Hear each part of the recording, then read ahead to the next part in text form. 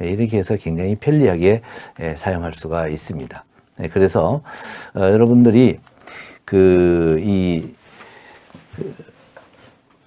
스티커 메모를 마이크로소프트 계정과 어우러서 사용을 하게 되면은 다양한 메모를 아주 유연하게 클라우드를 통해서 언제 어디에서든 간에 여러분들의 단상, 짧은 생각들을 이렇게 메모할 수도 있고 중요한 내용을 거기다 내용을 기록을 해 놓을 수 있고 그걸 스마트폰에서도 항상 접근할 수가 있다. 이제 이렇게 우선 말씀을 드리겠습니다. 사용하는 방법은 매우 간단합니다. 여기 지금 보듯이 새 메모를 하려고 하면 이걸 플러스를 치면 되고요. 그 다음에 이 부분은 목록을 보는 것입니다. 전체 목록을 보는 것이고 그 다음에 여기에 들어가서 계정을 로그인을 할 수가 있고요. 그 다음에 여기 이 부분은 인사이트 부분인데 인사이트 부분은 날짜, 시간, 전화번호 등의 입력이 아웃룩 일정의 알림으로 저절로 추가되게끔 하게끔 하는 기능입니다. 근데 보통 끄고 사용해도 무방할 것 같고 그 다음에 요거는 이제 코타나하고 관계가 있기 때문에 우리 경우에는 그냥 끄고 하는 것이 좋겠습니다. 자, 이런 형태로 우리가 스티커 메모에 대한 설명을 했습니다. 자, 그러면은 그 다음에 이어서 이제 제가 말씀을 드릴 내용이 윈도우 10을 사용하다 보면은 웹브라우저 같은 데서 캐시, 쿠키, 코타나 이런 얘기들이 그 윈도우에 등장을 하게 됩니다. 우선 캐시와 쿠키에 대한 얘기를 먼저 해보면은 캐시와 쿠키라고 하는 것은 빠른 인터넷 환경에 도움을 주기 위한 하나의 수단이다. 이렇게 보시면 됩니다. 그런데 이 결과적으로 보게 되면은 우리가 그 웹브라우저에서 설정을 수시로 해야 될 부분 중에 하나, 캐시와 쿠키를 수시로 삭제를 하자. 특히나 공동으로 사용하고 있는 컴퓨터에서의 웹 사용은 사용 후에 이 쿠키에 대한 부분을 좀 잘 관리를 해 주셔야 된다. 개인이 혼자 쓰고 있을 때는 큰 문제는 없습니다만 개인이 여러 개 쓸 때는 또 여러 사람이 사용할 때는 좀 이런 부분에 신경을 쓰자. 이건 뭐냐면 개인정보가 쿠키나 캐시에 들어갈 수 있기 때문에 그렇습니다. 그래서 일반적으로 보면 웹브라우저를 사용을 하게 되면은 웹서버에 접근을 하게 되죠. 웹서버에 접근을 하게 되면은 여러분들이 URL을 써가지고 이 웹서버에 있는 웹페이지를 어느 특정 페이지를 갖다가 요청을 합니다. 이걸 하나 주시오. 리퀘스트를 합니다. 브라우저가. 그러면은 서버는 이 웹페이지를 보내줍니다. 웹페이지를 보내주는데 동시에 뭐가 날아가냐 하면은 바로 웹서버의 이 페이지에 해당되는 그 쿠키의 정보도 같이 날아가게 됩니다. 그러면 여기 웹브라우저는 이 쿠키 정보를 보고 여러분들이 그 아이디나 그 다음에 자주 쓰는 말이라든가 여러 가지 형태의 개인 정보에 해당되는 부분들이 저장이 되었다가 그걸 활용을 하기 때문에 빠르게 인터넷을 사용할 수 있는 좋은 점이 있습니다. 그리고 난다 이거 받고 나서 여기서 조작을 하지 않습니까?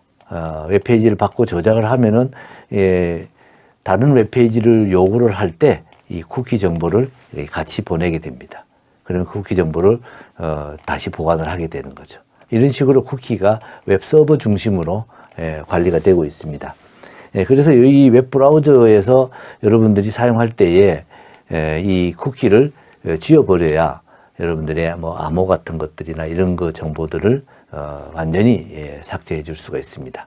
이제 이렇게 되는 부분을 보시면 되겠고요. 그래서 쿠키라고 하는 것이 뭐냐를 보면은 조금 전에 말씀드린 대로 웹브라우저 로그인에서 아이디, 비밀번호 자동 입력, 검색창에서 글자 자동 입력. 여러분들 많이 경험하지 않습니까? 이런 부분들이 있는데 싫어. 내가 자주 보던 검색하는데 어디 자동차에 대해서 검색을 자주 했습니다. 그러면 자동차가 이 사람이 자동차를 자꾸 접근을 하는구나 라는 것을 웹서버가 그걸 기록을 해놓은 게 쿠키로 저장을 합니다. 쿠키에는 그 이름과 값과 어떤 속성 값으로 이렇게 하는데 쿠키 만료 기간도 있고 도메인이나 플래그 이런 것들도 있습니다만 무슨 우리가 관심 있는 거는 이런 부분들도 같이 저장이 되고 있기 때문에 좀 신경이 쓰이는 거죠. 그래서 동작에 대한 얘기는 제가 조금 전에 설명드린 바와 같습니다. 그래서 웹브라우저에 의해 클라이언트의 컴퓨터에 저장하고 송신하고 쿠키는 일반적으로 웹서버 위에서 설정이 되는데, 그러나 자바스크립트와 같은 언어의 경우에는 클라이언트에서도 저 설정이 가능하긴 합니다. 그래서 웹페이지를 요청하면은 웹브라우저와 웹페이지에 저장하는 동안에 웹서버 간에 통신이 일어나면서 쿠키를 주거니 받거니 하게 됩니다. 하여튼 지금 현재 우리가 관심 있는 부분은 이 쿠키에 해당되는 부분은 내 개인 정보를 포함하고 있기 때문에 관리를 해줘야 된다라는 얘기입니다. 그래서 부분이고, 캐시라고 하는 것은 뭐겠습니까? 캐시라고 하는 것은 웹페이지의 이미지, 비디오 등의 정보를 로컬 컴퓨터에 저장을 합니다. 로컬 컴퓨터. 무슨 얘기냐 하면은, 여러분들 여기 서버가 이렇게 있으면은, 서버가 있고, 내가 로컬 컴퓨터가 여기에 있습니다. 그 인터넷을 통해서 데이터를 주거니 받거니 하죠. 이렇게 됐을 때, 여기에서 뭐 자료를 요청을 합니다. 요청을 하죠. 자료를 요청하면은 서버가 자료를 주지요. 주는데, 웹페이지를 할 때 요청하는데 그 웹페이지 안에 용량이 큰 이미지나 뭐 또 동영상 같은 게 있다. 이런 것들이 있으면은 시간이 걸리지 않습니까? 인터넷이 빨라지기는 했지만, 이 서버로부터 클라이언트까지 가져올 때, 시간이 많이 걸리지 않습니까? 용량이 이 동영상이나 이미지 같은 것이 대체로 큰 쪽에 들어가기 때문에 텍스트는 뭐 큰 문제가 안 됩니다. 이런 거를 위해서 이 대부분의 컴퓨터 웹브라우저가 동작될 때에 이 자기 로컬 컴퓨터의 디스크의 일부 부분에다가 요 이미지와 동영상에 해당되는 부분을 저장을 합니다. 저장을 해요. 왜 저장하겠습니까? 똑같은 주소에 똑같은 데이터를 갖다가 요청을 했을 때 똑같이 이것이 계속 요청을 받지 않습니까? 계속 요청을 받고 있기 때문에 이런 것들을 똑같은 거라고 판단이 되면은 거기서 가지고 오지 말고 여기 걸 그냥 쓰자. 그러면 통신을 통한 시간을 절약을 할 수가 있죠.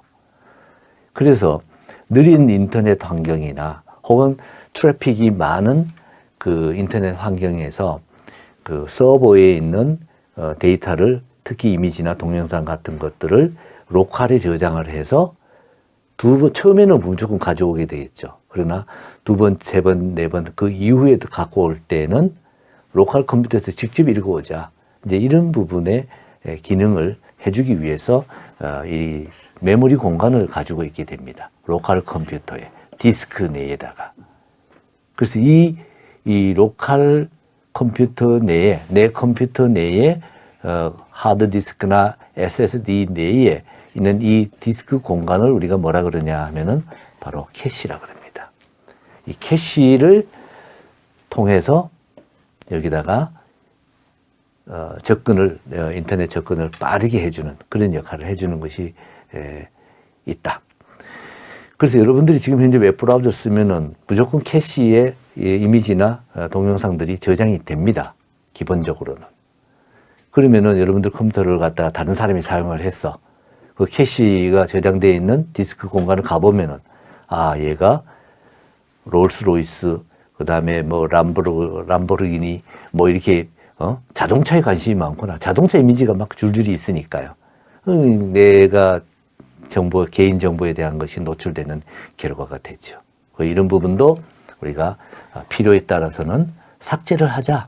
이런 부분입니다. 아까 말한 쿠키에 대한 얘기도 비밀번호, 사용자 번호이기 때문에 더 중요하죠. 삭제를 하자. 이것이 필요합니다.